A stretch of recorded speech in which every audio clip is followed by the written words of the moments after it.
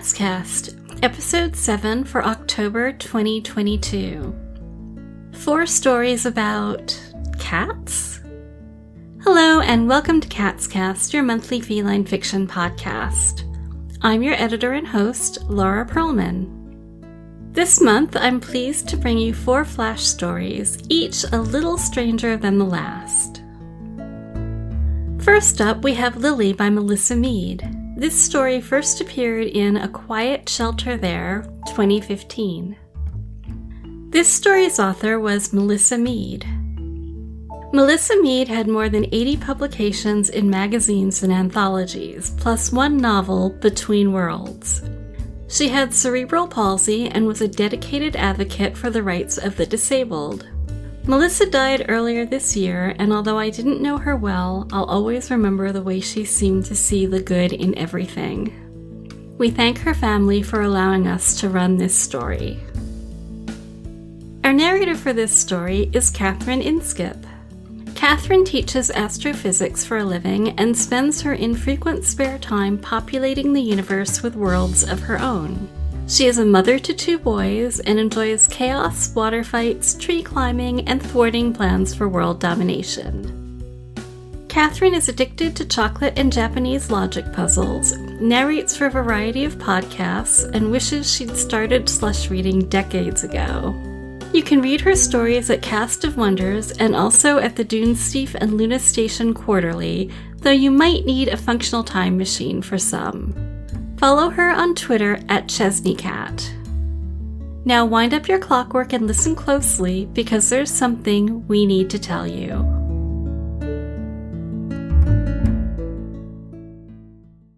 Lilly by Melissa Mead. Narrated by Catherine Inskip. The sign over the door read, 13th Annual Mechanopheline Fanciers Competition. Inside the hall, the ladies of the society opened baskets and carriers, releasing their prized mechanicats onto the tables. Gears clicked and whirred. Purred, their owners would insist, although some purists declared that a true purring effect could be achieved only through the bubbling of a precisely controlled steam engine, an as yet unmastered technique. "What a pity about Abigail Fields," said Lady Staffordshire, with a simper that turned into kissing sounds directed at her latest creation. "She wasn't as old as she looked, really. The competition just won't be the same without her. Will it, Plushykins?" She stroked her mechanicat's back, and, with a faint pinging of springs, it arched into her hand. The watching ladies oohed and ahed. "Response to light touch," Mrs. Fitzmaurice exclaimed, her usual critical facade shaken. "Very well done. I don't think even Abigail ever managed that." "I hear she was working on self-sustaining motion before the accident," said another society member. "But no one could find her notes either. They suspect she had them with her when—" The speaker broke off and turned away. The ladies fell silent and busied themselves with their creations, brushing fur and oiling joints. Lady Staffordshire appeared not to notice. "Plushykins is the most advanced mechanicity I've ever known. Aren't you, sweetums?" she cooed. "Poor Abby, rest her soul, would be green with envy. Look." Lady Staffordshire held up her little machine. The tail ratcheted back and forth. The hinged jaws opened and emitted a tinny mew. "It doesn't like being picked up," giggled one of the younger ladies. "Nonsense," said Mrs. Fitzmaurice, all the more sternly for her earlier lapse of decorum. "Clockwork can't like or dislike anything. This exhibition is about craftsmanship. These creations, however elegant, are simply machines. They are to be admired, not fawned over." "Then admire my Plushykins for the work of art that she is," said Lady Staffordshire, undaunted. "Look, ermine fur with realistic markings on all exposed surfaces, retractable claws, fully articulated joints. She only needs winding once a week, and only a master craftswoman would spot the keyhole. And when she does need winding, she curls up in a natural sleeping posture. And look at this. Lady Staffordshire flipped her Mechanicat over and unbuttoned a seam hidden in the thick fur. Ignoring its waving legs and intermittent steam-driven hisses, she pointed into the opening. There, below the vocal bellows, tiny hot water bottles connected to a boiler. A network of them beneath the skin keeps plushikins at near a live cat's natural temperature. So, she's cuddly, squealed the youngest fancier. You've achieved steam control, said Mrs. Fitzmaurice, with a more subdued admiration as the Mechanicat started up a steady, bubbling purr. Exactly. Lady Staffordshire buttoned up her Mechanicat and set it upright, regarding her fellow fanciers with an expression that said she knew perfectly well that her plushikin surpassed every other clockwork beast there, although she certainly wasn't about to be so rude as to say so herself. In fact, there was really no reason not to just give her the best in show ribbon on the spot. My Lily is cuddly too, said a soft voice. The fanciers turned to see a middle-aged woman in half-mourning in the doorway, holding a small grey tabby. I'm certain she is, madam, said Mrs. Fitzmaurice, gently, because the stranger appeared somewhat disoriented. But this is a private exhibition for crafters of mechanicats, clockwork cats, and your pet looks quite biological. Indeed, Lilly had leapt from her owner's arms, sniffed plushikins over from upholstered head to jointed tail, and was now washing the Mechanicat, to Lady Staffordshire's consternation. Perhaps you were looking for the Benevolent Society across the street. No, I'm in exactly the right place, said the strange woman with a stiff smile, and I know the purpose of this society as well as any of you. Her voice changed, sounding like a gramophone recording as she recited, to honour nature and celebrate mankind's mastery of her secrets by perfecting the craft of natural engineering. She turned that odd smile on Mrs. Fitzmaurice. Is that correct, Emily? The ladies all stared. The stranger removed her grey bonnet, allowing them all to get a better look at her face. The gaslight shone in blue glass eyes. White silken hair almost hid the stitches along her scalp. In the near-perfect silence, the sigh of her breathing echoed the Mechanicat's. For once, Emily Fitzmaurice looked shaken. Abigail? Abigail Fields? More or less. I thought more at first. Now I'm thinking perhaps less. Do you mind if I sit, ladies? The ladies nodded, dumbfounded, and Abigail took a seat, her clockwork joints clicking.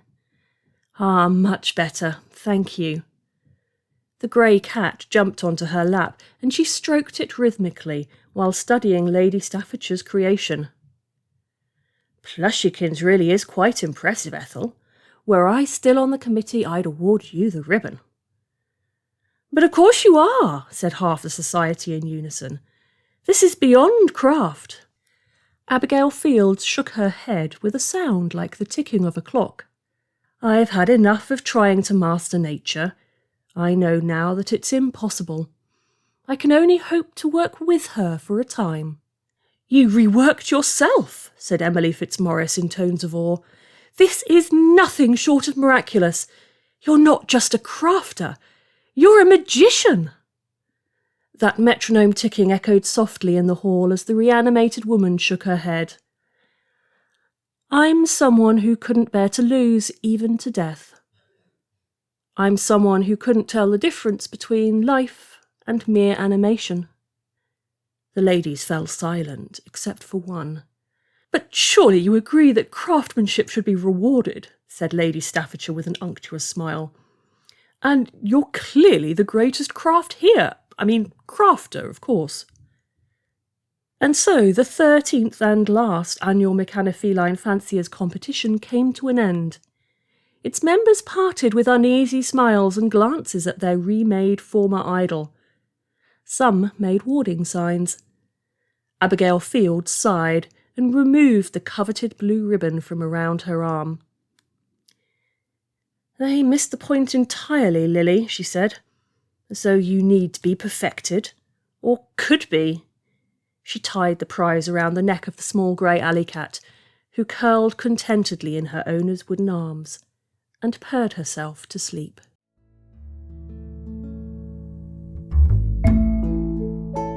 That was Lilly by Melissa Mead, reminding us that real cats are the best cats. Next, we have some unreal cats in What Color is a Cat by Moonlight by Bo Balder. This story is a CatsCast original. This story's author is Bo Balder. Bo lives and works close to Amsterdam. Bo is the first Dutch author to have been published in FNSF, Clarkesworld, Analog, and other places. Her SF novel The Wan was published by Pink Narcissus Press. When not writing, she knits, reads, and gardens, preferably all three at the same time. For more about her work, you can visit her website or find Bo on Facebook or Twitter. Our narrator for this story is Sørur Gunnarsdottir. Sørur, also known as Sigga, is a professional computer geek with a keen interest in science fiction and fantasy.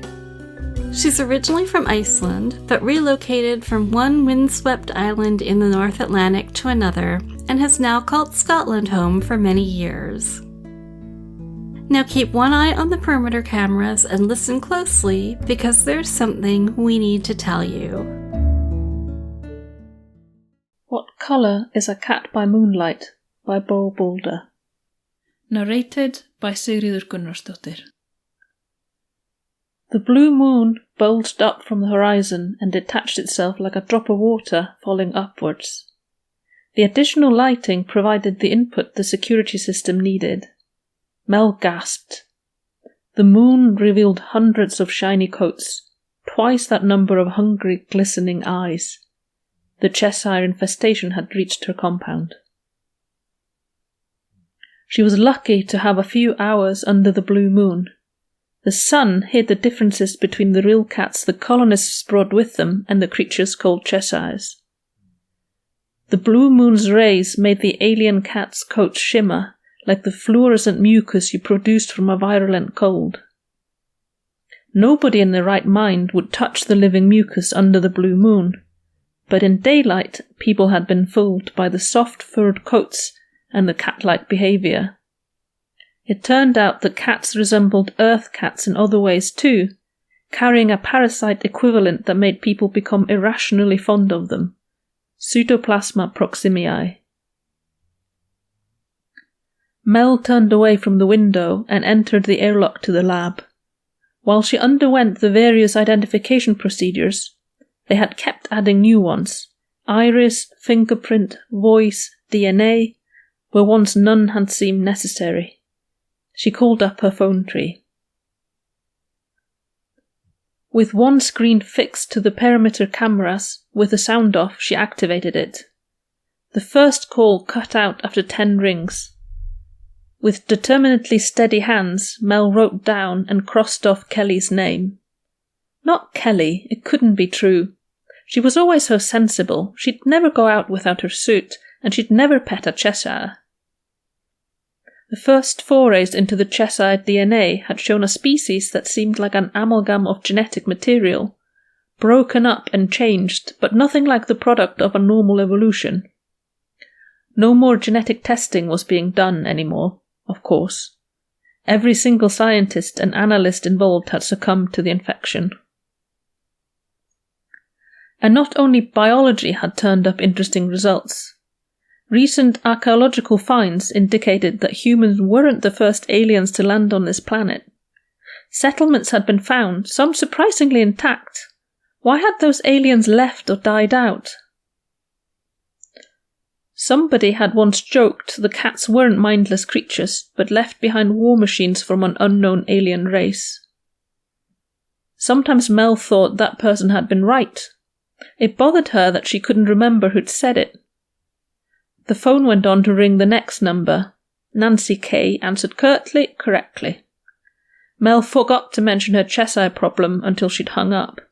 She could call back later. She wrote her name down under Kelly, not struck through. Even if she didn't much like Nancy Kay, that was a good sign. Laurel, Diana, Leslie, they all answered.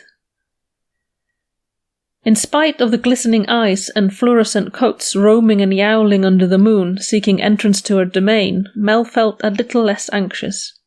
But when Barb didn't answer, her heart plummeted deeper than before. Sally and Alicia remained silent as well. Something was wrong. But she could do nothing but make her calls and wait for the phone to upload the success rate to the larger database. Only Selfer and Jill remained to be called. Selfer answered. "Please confirm your safety and status," Mel said quietly, determined not to let her fear contaminate her friends. "Shrow, I'd like to eat you."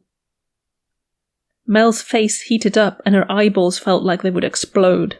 She couldn't have heard that right. She toggled the video. Selfer sat in front of the camera, looking calm and confident like always. Mel searched the images for other signs of contamination. Selfer's clothes seemed fairly clean. Her hair was smoothed away from her face. "Say again, Selfer, I didn't get that. The blue moon must be disturbing the frequency." Selfer nodded, unexpectedly, because the look in her eyes was focused and sharp. She yawned. She yawned so widely the corners of her mouth tore and a little rivulet of blood seeped out. Mel's heart thumped, but she kept her hands out of the camera's sight and didn't fidget. The parasite was only contagious in near proximity, or so at least the biologists said. The last neurologist was working on a thesis about visual contamination. "Confirmed. See you at next day," she said, hoping Selfer wouldn't realize Mel had spotted the deception. She signed off. Her hand shook as she crossed out Selfer's name. It was more a zigzag than a scrap. Only one name left on the list. Why was the phone taking so long? Jill answered, finally, requesting video. A little frisson ran through Mel at the sight of Jill's tense, staring face. She smoothed her eyebrows. Why didn't Jill speak? "How are you doing?" Mel asked finally. Jill flinched and cut the connection. Mel's pencil hesitated over Jill's name. Cross out or not? In the end, she compromised by making a question mark next to it. She ran her eyes one more time over the list. She blinked. She distinctly remembered writing Kelly's name on top in her usual neat hand. But now it was just scratches and doodles, unreadable nonsense like a toddler pretending to write. Her eyebrows itched again. She licked the back of her hand and smoothed them again. No need to be nervous. She'd done her part. The Bases hub would kick the results of her phone trip up and something would be done. She went to the window to stare out at the milling Cheshires, coruscating eyes blinking in sync. She pressed her forehead against the cool glass and blinked back. She needed to get to her friends, but something was in between, something hard and cold.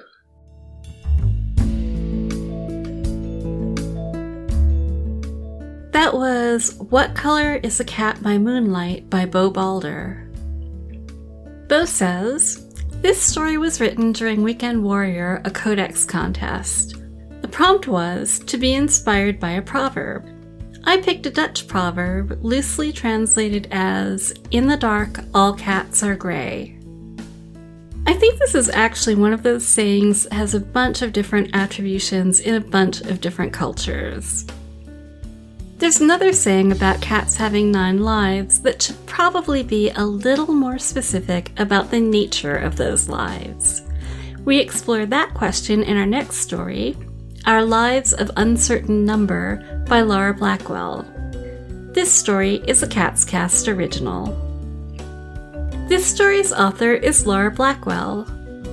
Laura Blackwell is a Pushcart-nominated writer with stories in or forthcoming in Nightmare, Pseudopod, Chiral Mad 5, and Weird Book. A freelance editor, Laura is currently copy editor for The Deadlands. With Daniel Marcus, she co-hosts the Story Hour online reading series almost every Wednesday. She lives in Northern California and at www.pronouncedlaura.com. You can find her on Twitter at pronouncedlaura.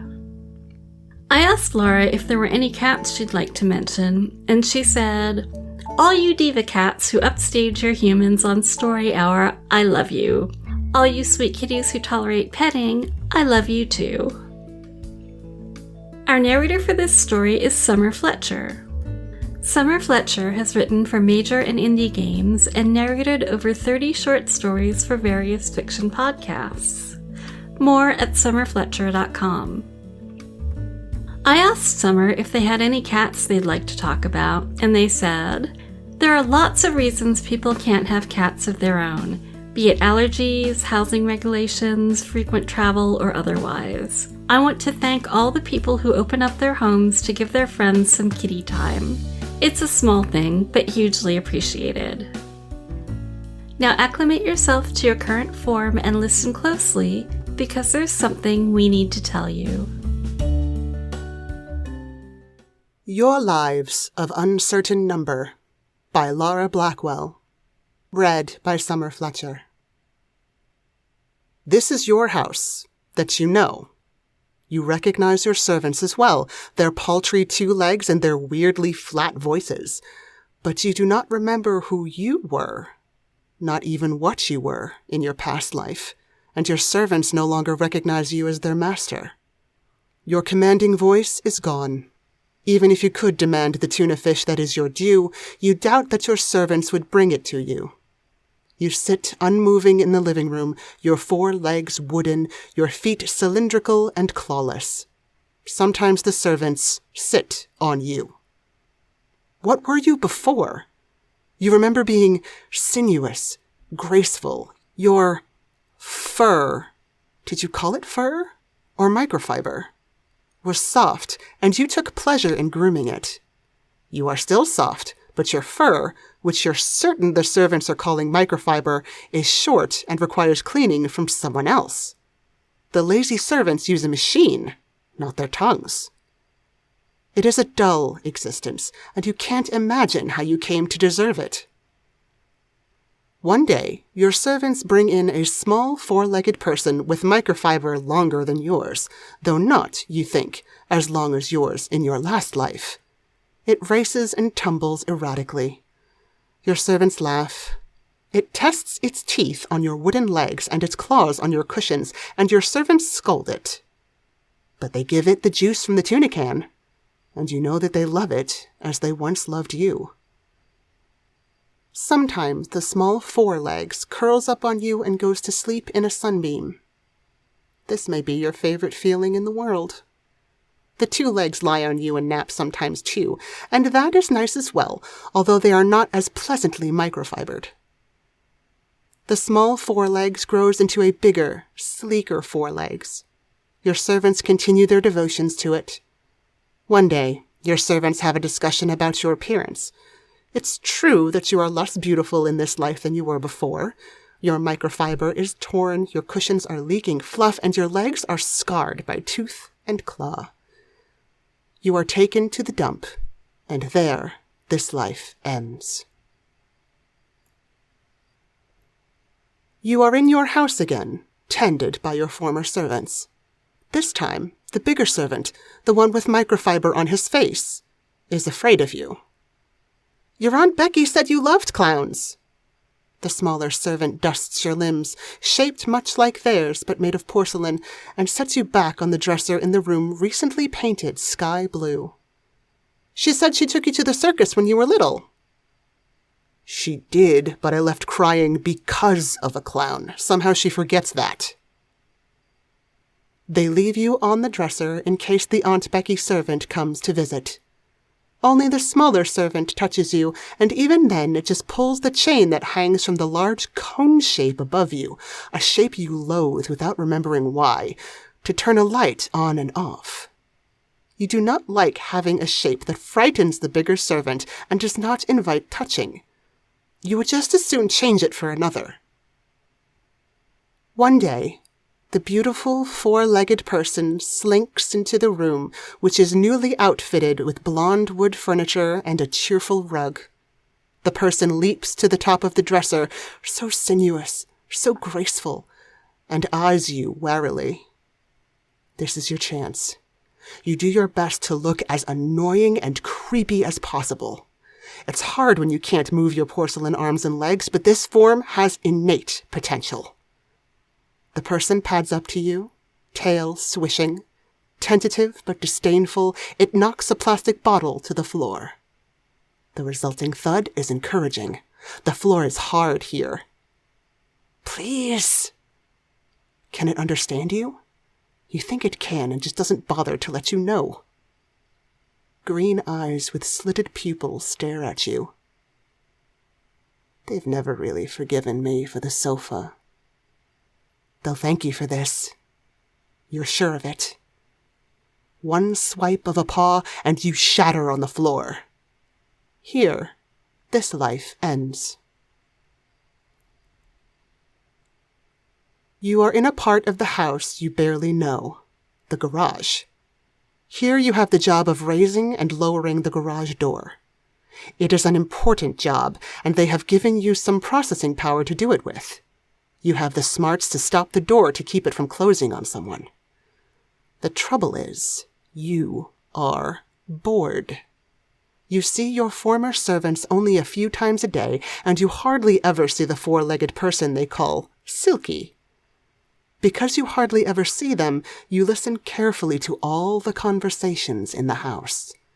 Still, sometimes you keep the door from closing in the presence of a spider web or shadow, just to have a little fun. Maybe you are feeling lonely. One day, Silky gets out when the door is up and will not keep you company even though you are right there. When Silky comes home, the smaller former servant cries, "We have to do better at keeping Silky inside." You hear more crying, long sobs, unusual for your former servants, and then a wail. "What kind of parents are we going to be if we can't take care of a house cat?" Silky is always trying to get through doors they should not. Another time, Silky sneaks out into the garage heading for the street. The smaller former servant is getting big around the middle and can't chase Silky very fast. You do not want anyone to cry. You devote all your processing power to slamming the garage door shut before Silky can get out. It blows all your circuits, and this life ends. All your other lives are fading from you. This new body is full of stimuli. Although your muscles are uncoordinated, you can move all four limbs. Everything is hazy as the world rushes in, rich and full and almost more than you can handle. You are healthy, but helpless. Luckily, you have some special persons to guide you. Parents. Mama has the soft chest that makes your food. Dada's chest is flatter, but has soft hair. Why do you want to call it microfiber? On it. He has some on his face, too. They talk to you with words and lilting sounds, carry you, feed you. You feel love from them and for them. One day, someone leaps into your crib. They are hairy all over, and the hair is thicker than Dada's. They have 4 feet, and use the front 2 to bat at your crib toy, making the bell in it tinkle. After a while, they look at you. What are you? Some kind of miniature servant? No. You consider. Are you another parent? Definitely not. They turn and show you their backside, tail held high. Are you?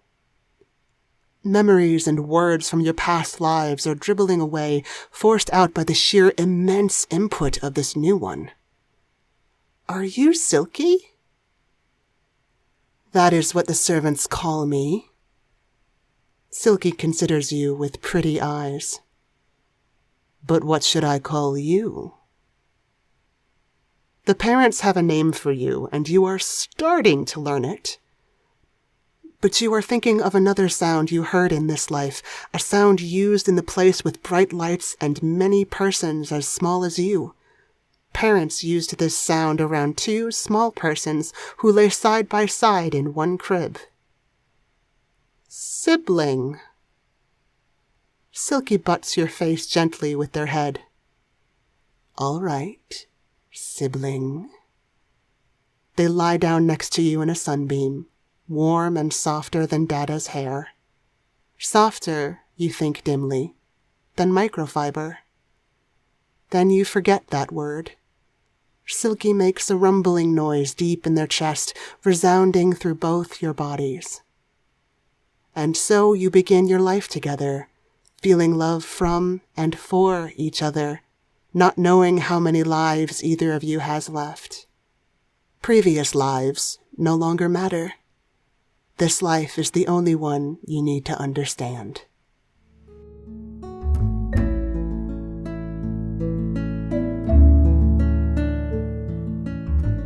That was Your Lives of Uncertain Number by Laura Blackwell. Laura wants to thank Clarissa C.S. Ryan for challenging her to write a story in second person. What I love about this one is the contrast between the seemingly horrific circumstance of being an inanimate object while life goes on all around you, and the love that permeates the story. Finally, we have Ruby Could Be a Cat by Alexandra Grunberg. This story is a CatsCast original. This story's author is Alexandra Grunberg. Alexandra Grunberg is a Glasgow-based author. Her fiction has appeared in Cast of Wonders, The Centropic Oracle, The Overcast, and more. She has a DFA and MLit in Creative Writing from the University of Glasgow. I asked Alexandra if there were any cats she'd like to mention, and she said, "The Catluminati catwalk TikToks bring me so much happiness." I hadn't seen them before, but they are pretty awesome. Our narrator for this story is Laura Perlman. Laura Perlman is currently reading her own bio out loud and feels very weird about it. She has short stories in Nature, Shimmer, and a few other places, and she edits CatsCast under the oversight of supervising editors Thunder and Persephone, who graciously allow her to share their home. This is where I'd normally talk about the narrator's cats, but Thunder spoke for himself earlier in this segment. Now open your eyes and listen closely, because there's something we need to tell you. Ruby Could Be a Cat by Alexandra Grunberg, narrated by Laura Perlman. Ruby definitely could have been a cat. Iphigenia understood why the shelter had placed the creature with the other cats, but she equally understood why the rest of the cats had pressed themselves against the wall as far away from her as they could possibly manage. The creature seemed unbothered by her isolation, languidly licking what very much resembled a paw. "Ruby isn't great with other cats," said the shelter volunteer with a shrug. "She's not violent or anything like that. She would just work best with a one-cat kind of person." Iphigenia ran her fingers through her two long bangs, and Ruby looked up, pausing mid-lick. "Good thing I'm only looking for one cat," said Iphigenia. Back in her flat, Ruby did not use the litter box, though she did not make a mess. She did not eat the usual cat food and did not bother to pretend to be interested in catnip. She stared out the window, perched on Iphigenia's desk as she worked, responded to emails, and video chatted with family and friends. The video chatting was especially important as Ruby made people feel distinctly uncomfortable and hesitant to visit, though no one could tell Iphigenia why. Iphigenia knew why. It was because Ruby made no effort to make anyone comfortable. Iphigenia loved that about Ruby. Iphigenia was always trying too hard to make everyone else comfortable. It was like Ruby gave her permission to relax. It was harder for Carlos, who found it difficult to relax around his girlfriend's new cat but had no interest in being a merely virtual boyfriend. He suffered through Ruby's presence, though he did not suffer in silence. Does she have to look at me like that? He asked. Like what? Iphigenia asked. She knew exactly what Carlos meant, though neither of them could put it into words, much to her boyfriend's frustration. Cats were notorious for being able to look at whoever they wanted, but what Ruby did was not really looking. Iphigenia was not even sure those were really eyes, and though she found them quite beautiful, she understood why Carlos would flee the den whenever Ruby hopped up onto the sofa to make rumblings like purring near his cheek. There has to be some way to train her, he said late one night after dinner, frowning when Iphigenia rolled her eyes. I know training a cat sounds impossible, but I think she was improperly socialized. She needs to learn how to be more like a cat. I guess she could cough up hairballs. Ruby seemed to like the suggestion, and she coughed something up, and it was hairy and ball-shaped and probably not sentient. I can't stand her anymore, Carlos said, seemingly out of the blue on a Sunday morning. Ruby was not even in the kitchen with them. Well, Iphigenia did not think Ruby was in the kitchen. Either you get rid of that cat, or you give up on us. If you're making ultimatums, our relationship is already over.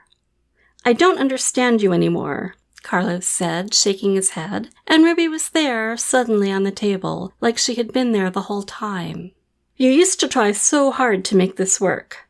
Now this cat is in your life, and it's like you've stopped caring about anything but Ruby. You've stopped caring about me. It's not that personal, said Iphigenia. But you're right, in a way. I have stopped caring. I don't care if I make people uncomfortable. Carlos glared at his girlfriend and realized that she was not exactly what he was expecting to see. Something had shifted out of place. She looked at him, so she must have been looking with eyes, though he had never really noticed her eyes before. He wondered if she kept her bangs too long so no one would notice. He ran out of the flat before he could see Iphigenia fully, not what she might have been, but what she was, getting as far away from her as possible. Ruby did not mind watching him leave. She was a one-person kind of cat, and Iphigenia definitely could have been a person. That was Ruby Could Be a Cat by Alexandra Grunberg. I have no idea what Ruby or Iphigenia actually were in that story, but I'm happy they found each other. That's it for this time. For cat pictures, cat story recommendations, and more, follow CatsCast Pod on Twitter. We'd love to hear from you there or on the Escape Artists Discord server, Facebook, or Instagram. Today's cover art is based on a picture of Mewku by Ari Yoki. Mewku came home with Ari from metalworking class in grade school almost 45 years ago. Now he has a warm nook on top of the front room fireplace. Ari tells me he has never once seen any goblins or gremlins in his 150-year-old farmhouse and credits Mewku for keeping him safe. We'll be back on Halloween with a special horror episode, and then in November with episode 9 on the Escape Artists Premium Content feed, and in December with episode 10 on both feeds. In the meantime, you can find more narrative goodness on our weekly sister podcasts, Escape Pod for Science Fiction, Podcastle for Fantasy, Pseudopod for Horror, and Cast of Wonders for YA. Today's episode is brought to you by audio producers Wilson Fowley and Dave Robison, associate editors Kitty Sarkozy and Tarver Nova, and me, editor Laura Perlman. Our opening and closing music is Easy Lemon by Kevin MacLeod. CatsCast is a production of Escape Artists Incorporated and is brought to you with a Creative Commons Attribution Non-Commercial No Derivatives 4.0 International License. Don't change it, don't sell it, please do share it. CatsCast relies on listener donations, so thank you so much if you've already donated. You can support us and all the other EA podcasts by donating via patreon.com/EA podcasts or through the website escapeartist.net. You can also help us out by leaving a review or rating at Apple Podcasts or wherever you normally leave those things. CatsCast is distributed monthly on the Escape Artist Premium content feed. A separate public CatsCast feed gets a subset of those episodes. More details can be found in the show notes or at escapeartist.net/CatsCast. Thanks for listening, and until next time, keep in touch!